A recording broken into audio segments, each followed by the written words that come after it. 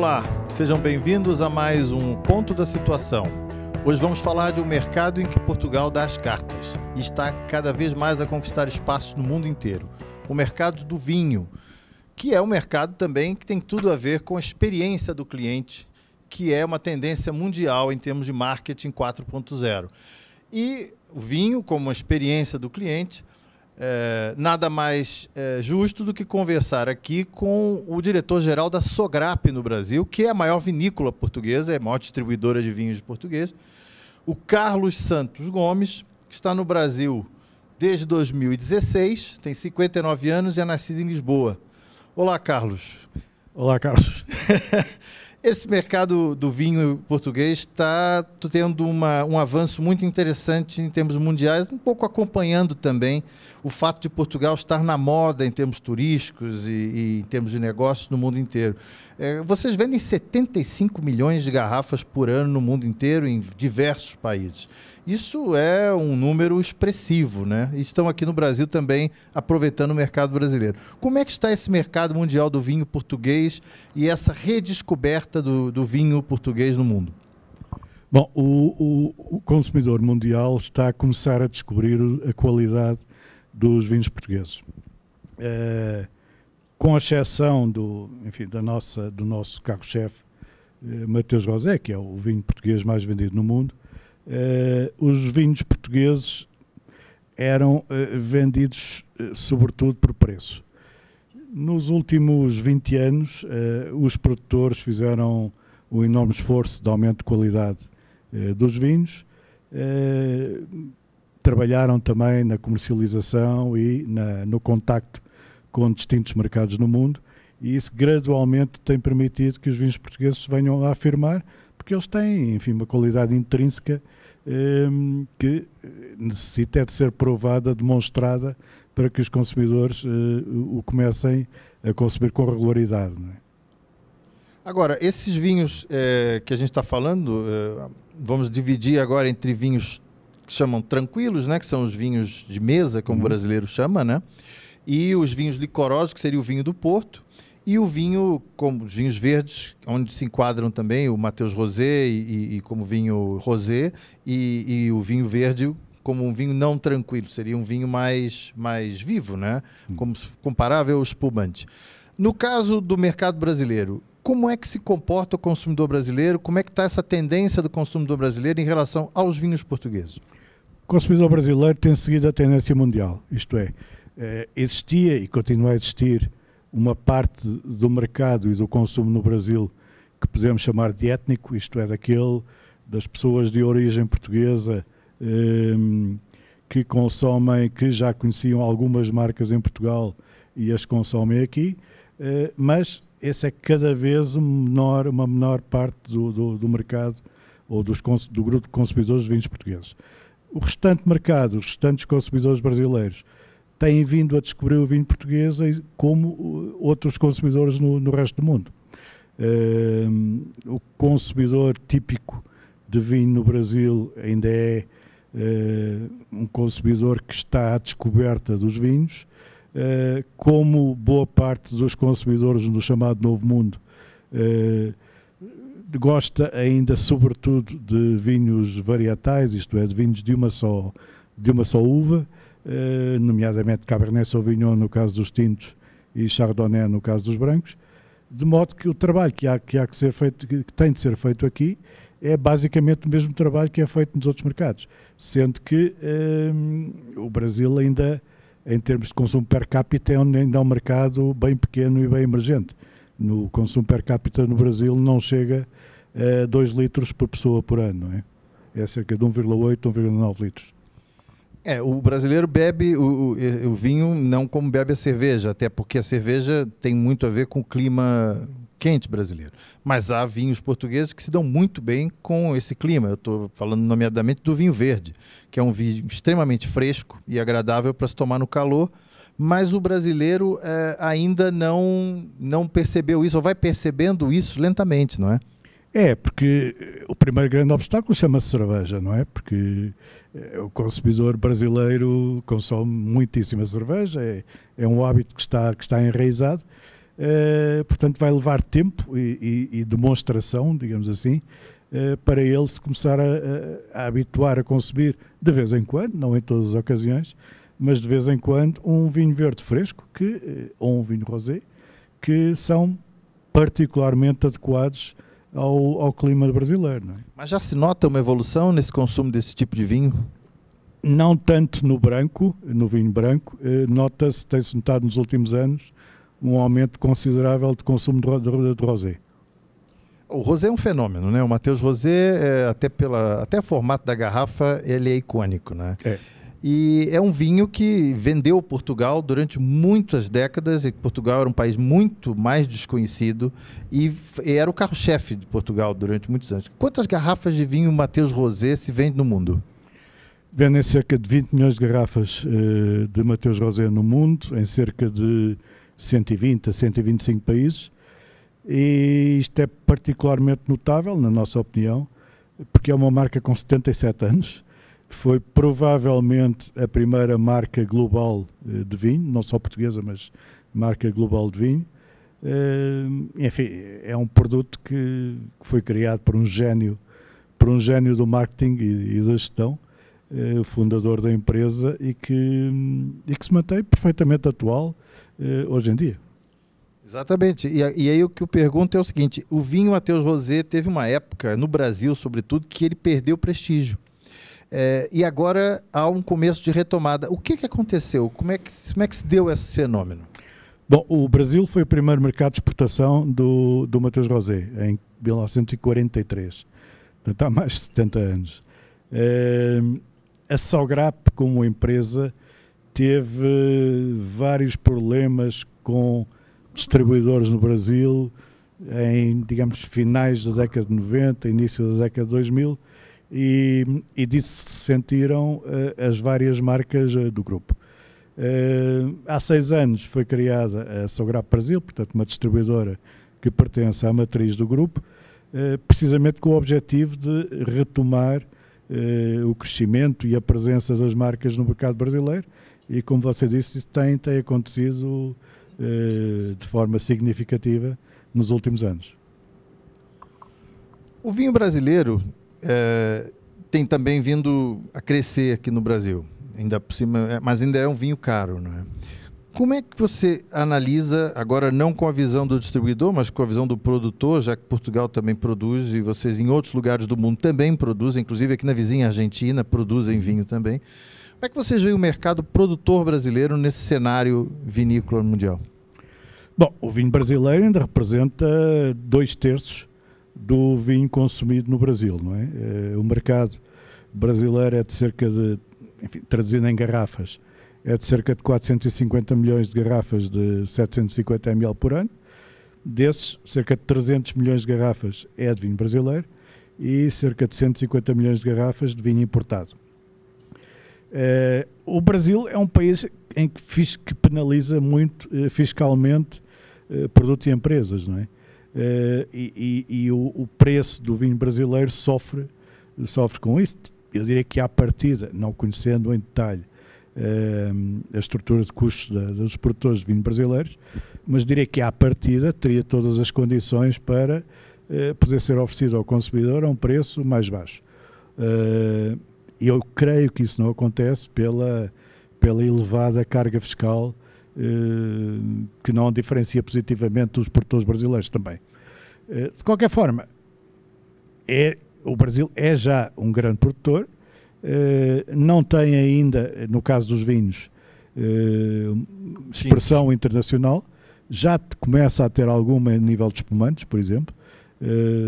Eu antes estive na China e na China já eram comercializados espumantes brasileiros de pelo menos 2 marcas famosas. Eu creio que a qualidade dos vinhos brasileiros há de vir a aumentar gradualmente. Tem um mercado natural, o Brasil, que já é bastante significativo, e a expansão internacional, eu diria que dependerá da aposta das agências de comércio e de investimento brasileiros e dos próprios produtores numa presença cada vez mais assídua em grandes feiras internacionais, em esforços em mercados como o mercado da China, por exemplo, que é já o segundo maior mercado mundial de vinho. Mas eu diria que quanto mais cedo fizerem esses esforços, também mais cedo começarão a ver os resultados. Não é? Agora, falando um pouco de vinho tinto, a gente sabe que, em geral, o vinho tinto gosta de um verão quente e seco e um inverno frio e úmido, que é uma condição rara no Brasil, né? Mesmo no sul, é raro ter esse tipo de microclima, né? Existe possibilidade de se encontrar, ou existe em alguns lugares onde já se consegue esse microclima para se fazer um vinho tinto brasileiro encorpado, o vinho tinto com raça, como se consegue em outros lugares? A Argentina consegue, o Chile consegue. Existe no Brasil essas condições para se fazer esse tipo de vinho? Eu creio que no Rio Grande do Sul isso já acontece. Agora, os vinhos bons brasileiros são caros, não é? Muito caros. Eles, por vezes, torna-se difícil consumir um bom vinho brasileiro, precisamente pelo preço, porque um consumidor de vinho consome vinho de muitas origens, isto é, há muita disponibilidade de oferta no mercado.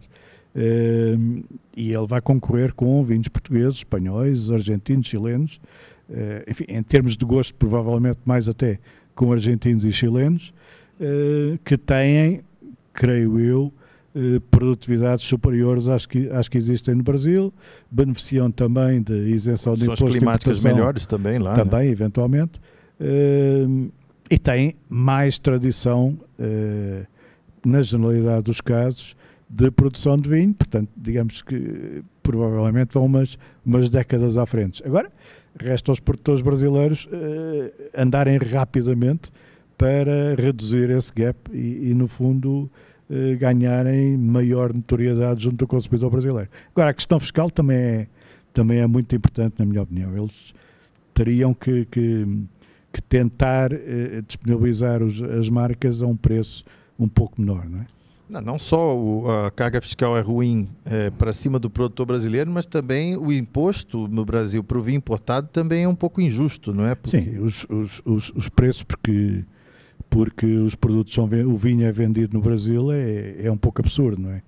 Porque se compararmos o preço de venda em Portugal de qualquer garrafa de vinho, o preço no Brasil pode muito bem ser 4 ou 5 vezes superior, não é?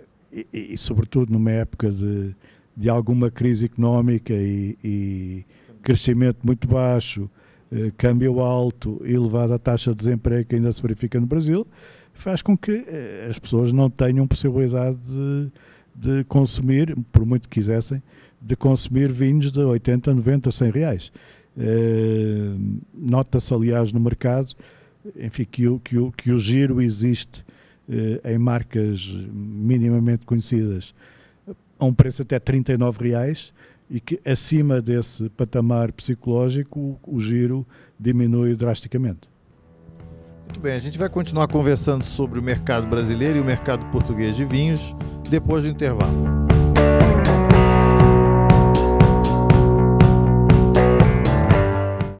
A China vende 30 milhões de automóveis por ano. Os Estados Unidos, 10. O Brasil, 2. Para produzir um carro, é preciso no mínimo 10 segundos. Para exportar 3.000, apenas um dia. Na linha de produção de uma montadora, nenhum segundo pode ser desperdiçado. No único aeroporto de cargas do Brasil com entreposto aduaneiro, também não. O mundo pede agilidade, o mundo pede conexão. Aeroporto Internacional de Belo Horizonte, pronto para o mundo.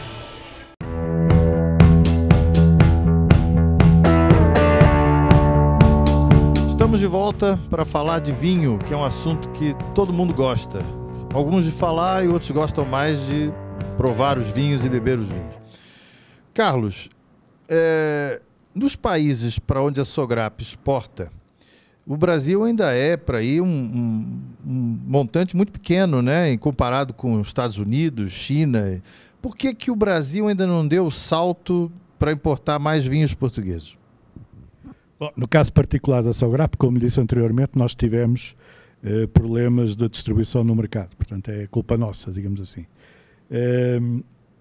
Os vinhos portugueses têm a origem em Portugal é a terceira origem de vinhos importados em volume e valor no Brasil. Primeiro o Chile, a grande distância, quase 45% a 50% de cota de mercado, e depois praticamente empatados no segundo lugar estão a Argentina e Portugal. Depois vem a Itália um pouco mais atrás. A partir dos vinhos portugueses têm a desvantagem de não serem Mercosul, isto é, pagam imposto de importação que os vinhos argentinos e os vinhos chilenos não pagam. No caso da Argentina tem também fretes mais caros, isto é, pela distância, que é normal, e têm num mercado, digamos, emergente como o Brasil, em que o típico consumidor gosta mais de vinhos varietais, isto é, só de uma uva, tipo Cabernet Sauvignon, Chardonnay, Syrah, por exemplo, tem a desvantagem de a maior parte dos vinhos portugueses, tem a desvantagem, por um lado, uma desvantagem inicial, digamos assim, de serem blends aqui, não me lembro do... Assemblage. Assemblage, do termo brasileiro. É uma tradição que começou com o vinho do Porto, não é? Isto é uma história de 400 anos a fazer blending, que depois se transferiu para os vinhos de mesa ou vinhos tranquilos, como quiser chamar. Isto é, à partida torna-se mais difícil porque o consumidor está habituado a um vinho de uma só uva, vai à procura disso num vinho português e não é muito normal, não é muito normal encontrar. Já se faz isso em alguns lugares. Já se faz, é uma tendência recente e foi uma tendência que surgiu precisamente para facilitar essa aproximação a mercados internacionais, como o americano, Estados Unidos, disso. Exato. Em termos de, mas como disse, gradualmente o mundo tem vindo a descobrir a arte e a mestria dos portugueses nesse blending, porque se há algo que eu acho que possamos dizer, precisamente pelo histórico passado do vinho do Porto e de outros vinhos, é que nós somos uma espécie de mestres do assemblage, mestres do blending, e demonstramos-lo há séculos. Agora, é preciso demonstrar isso, comunicar isso aos consumidores em todo o mundo, dizer-lhes que há mais para além do Cabernet Sauvignon e do Chardonnay e dessas outras uvas, e levá-los a descobrir essa mestria na arte do blending. Agora, é uma tendência, então, quer dizer, o consumidor que vai amadurecendo o seu gosto pelo vinho, ele acaba se aproximando desses vinhos de assemblage ou seja, se a gente olhar para o futuro, é promissor o futuro para um vinho português, porque o consumidor vai aprendendo mais e vai acabar gostando mais do vinho misturado, com as castas misturadas, como fazem os portugueses, correto? Claramente, essa é a tendência. Isto é, o consumidor começa em vinhos mais fáceis, chamemos assim. Malbec argentino, que é quase uma pule de 10, como se diz no tour. Cabernet Sauvignon qualquer. Um Carmener chileno. Um Carmener chileno.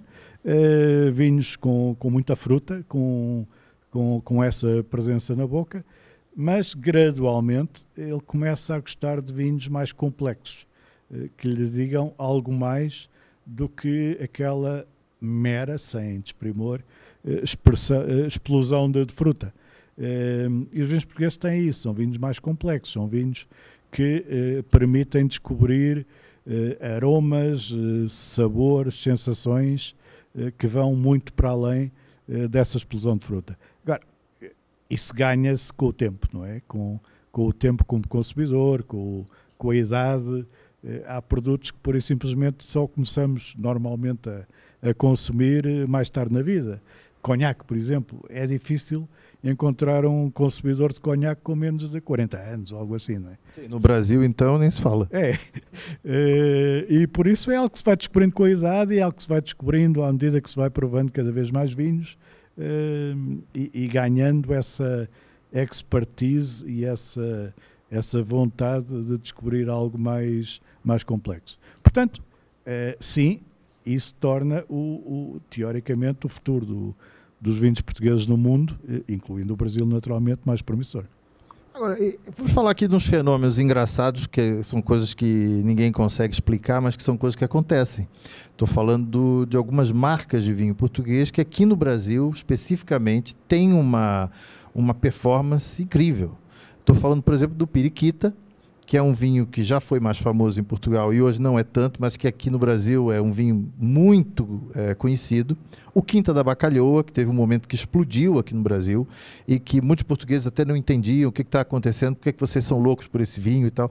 Por que essas coisas acontecem? O que explica esses fenômenos e, nesses dois casos específicos, o que poderia explicar isso? Bom, há fenómenos de distribuição, por vezes, no mundo, não é? Há mercados e há especificidades nos mercados que boa parte das vezes se explicam pelo facto de ter ou não um bom distribuidor, por exemplo. O Periquita, eu creio que foi um caso claro disso. Enfim, também é um vinho que é vendido no Brasil há dezenas e dezenas de anos e a marca ganhou essa notoriedade que se reflete na presença de mercado. O Brasil tem outras especificidades também. É um país muito grande, é um mercado muito grande, tem muitos distribuidores, importadores, distribuidores de vinho a nível estadual, digamos assim, que muitas vezes querem exclusividades de marcas, pelo menos para esses estados, e encontra-se muitas vezes, não é o caso de Periquita, mas encontra-se muitas vezes marcas que nem sequer existem em Portugal. Isto é, que são marcas especificamente feitas... Só rotuladas para cá. Exatamente, para um distribuidor e você pode acabar por encontrar exatamente o mesmo vinho com uma marca num estado, num importador, e com outra marca noutro estado, noutro importador. Interessante isso.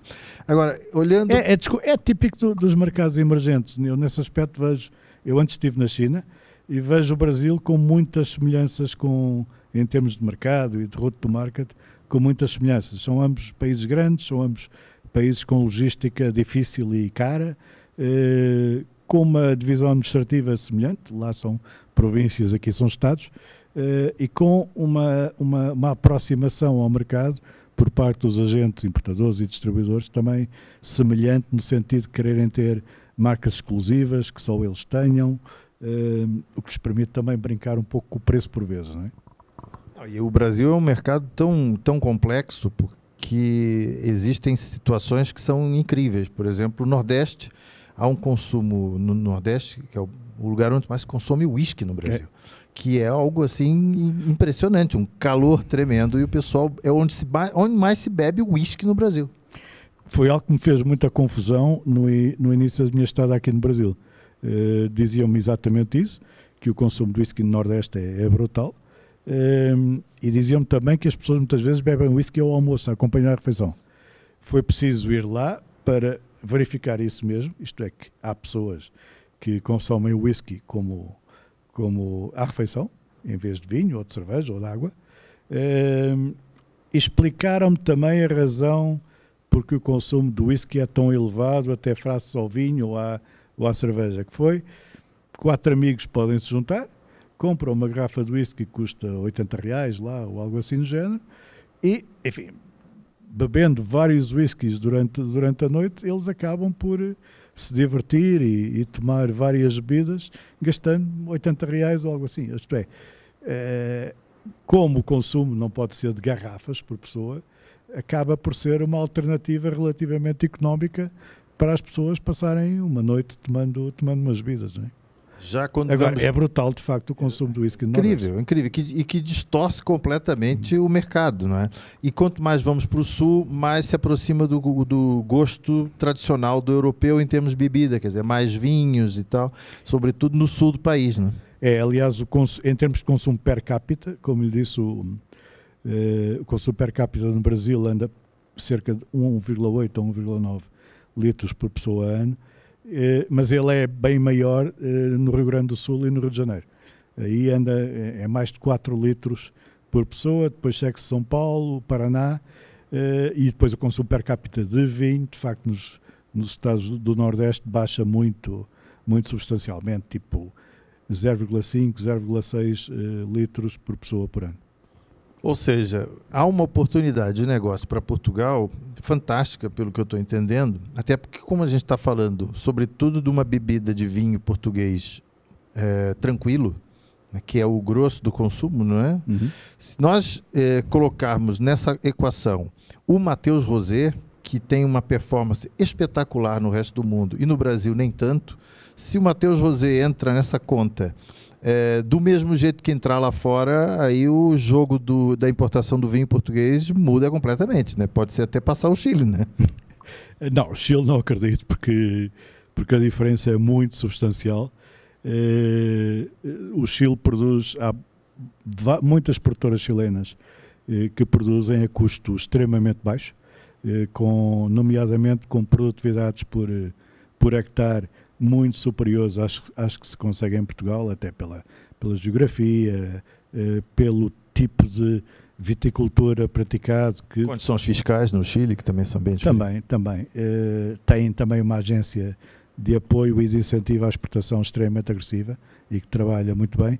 Portanto, ultrapassar o Chile, isso vai ser uma tarefa muito complicada. Nem com o reforço do Matheus Rosé, num país quente como o nosso. Diria que nem com o reforço do Matheus Rosé. Agora, Matheus Rosé pode perfeitamente, daqui a uns anos, e continuando esta tendência mundial de aumento de consumo de rosé, com maior informação por parte dos consumidores, no sentido de descobrirem que é bem agradável num clima como o do Nordeste, ou do Rio, ou do verão no resto do país, consumir um vinho rosé, verde também, ou um vinho verde ao final do dia, ou a acompanhar refeições ligeiras, tipo pastas, saladas, pizzas. Eu diria que é difícil haver um vinho mais adequado a esse tipo de refeições, para acompanhar ou harmonizar com esse tipo de refeições, do que o Matheus Rosé ou um vinho verde. Com essa gradual descoberta, acredito que a marca se possa desenvolver ainda muito mais no mercado brasileiro, e é para isso que estamos a trabalhar, não é? Falou agora da agência de promoção chilena, que faz um trabalho muito agressivo com o vinho chileno, de fato faz. Na França também temos um trabalho extremamente agressivo de marketing com relação a um vinho que a gente sabe, nós dois sabemos, e muita gente sabe que nós sabemos. O Beaujolais, não vou chamar aquilo de vinho, é até um elogio, mas é uma brincadeira aquilo. E aquilo tem uma promoção de marketing impressionante, que inclusive há aviões que levam aquilo para lugares do mundo inteiro para serem consumidos no dia seguinte, porque é o dia do Beaujolais Nouveau, e as pessoas tomam aquilo numa de festa e de alegria pela primavera, e nada mais do que isso, porque aquilo é quase água a pé, como se fala em Portugal, não é?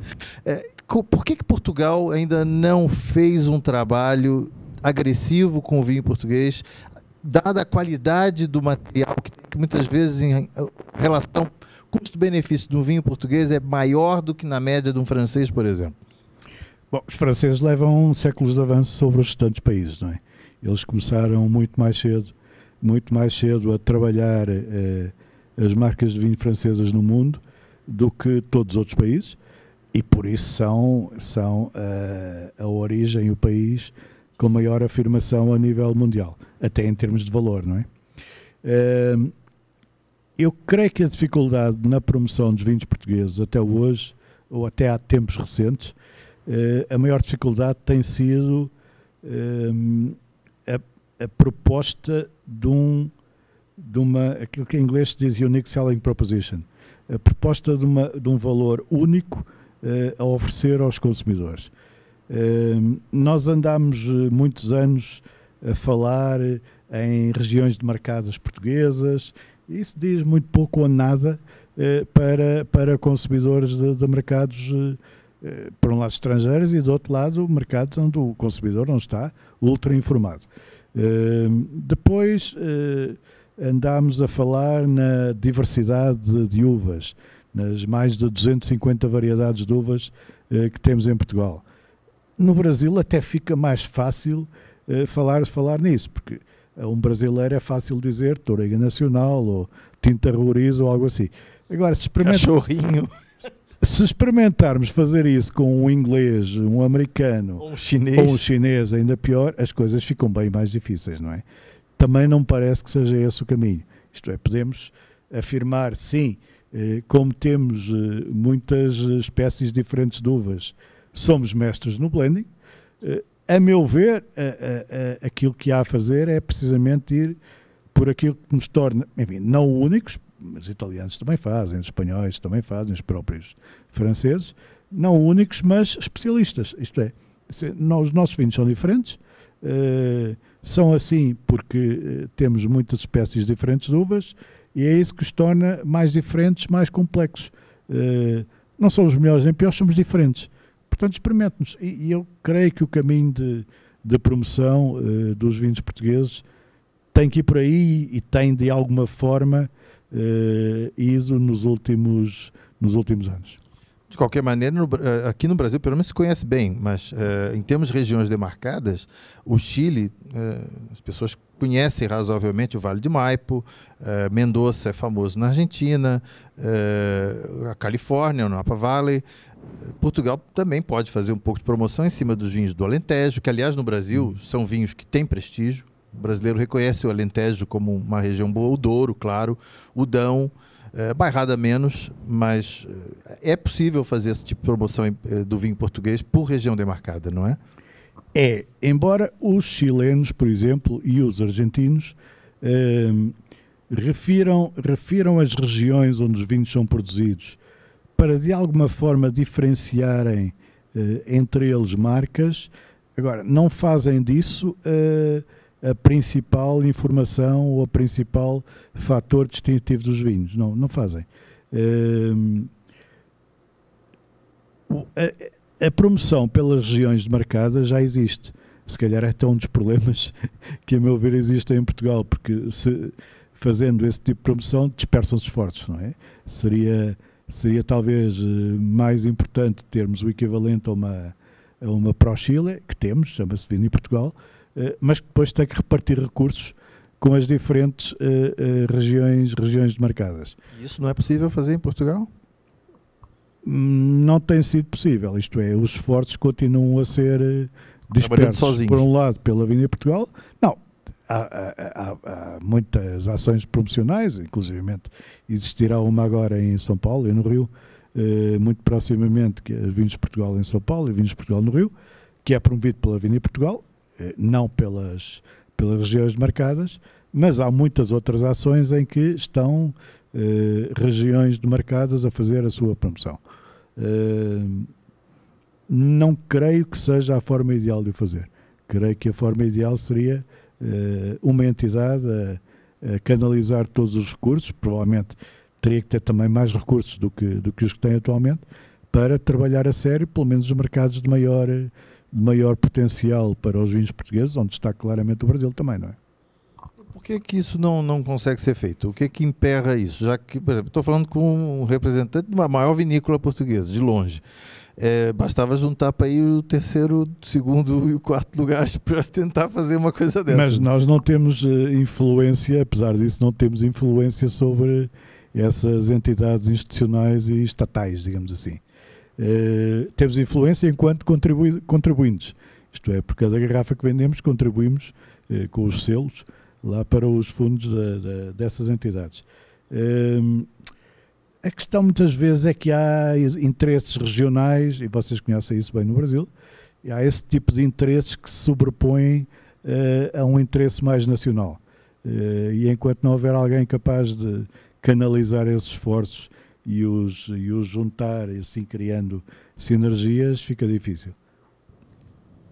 Muito bem, conversei aqui com Carlos Santos Gomes, um papo bom, regado a vinho, não literalmente, mas regado a vinho espiritualmente. Obrigado, Carlos, e estaremos de volta no próximo Ponto da Situação. Até lá. Muito obrigado, prazer foi meu.